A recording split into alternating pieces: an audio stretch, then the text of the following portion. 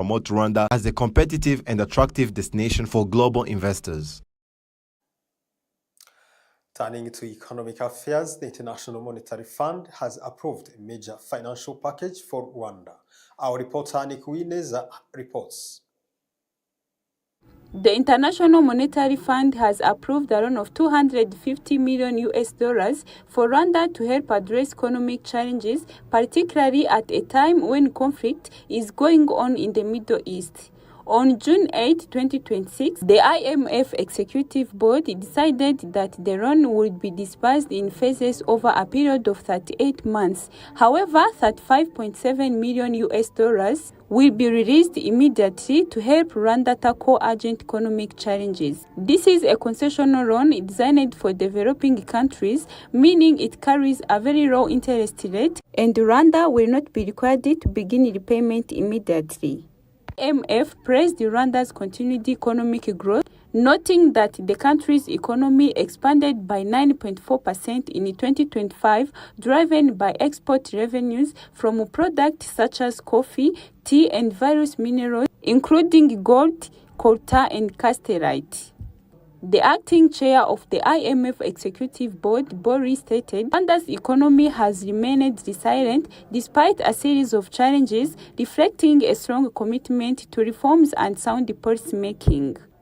The I.M.F. noted that Rwanda should continue efforts to combat inflation and increase domestic production as imports remain high, particularly goods required by businesses. The conflict in the Middle East is expected to slow Rwanda's economic growth, with growth potentially falling below 6.8% in 2026 compared with 9.4% in 2025. Among the consequences of the conflict involving Iran, the United States, and Israel are rising international prices for petroleum products and fertilizers. The I.M.F. loan is expected to help Rwanda implement measures aimed at reducing the impact of the conflict, including increasing government revenues, easing debt pressures, controlling inflation, and supporting the private sector.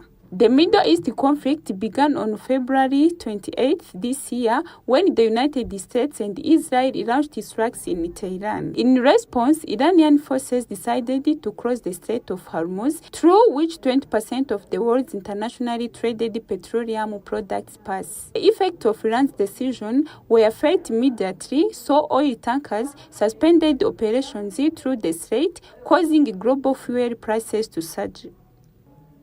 Rwanda subsequently increased the fuel prices, with petrol rising to 2,938 Rwandan francs per litre and diesel to 2,927 Rwanda francs per litre. As a result, public transport fares were also increased, although the government introduced subsidies to reduce the burden on businesses and commuters.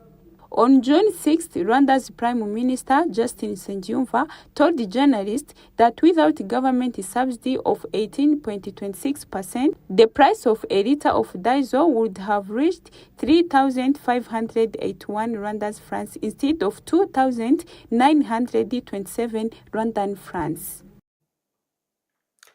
From Kigali, we move to Nyaruguru district, where vulnerable families are experiencing the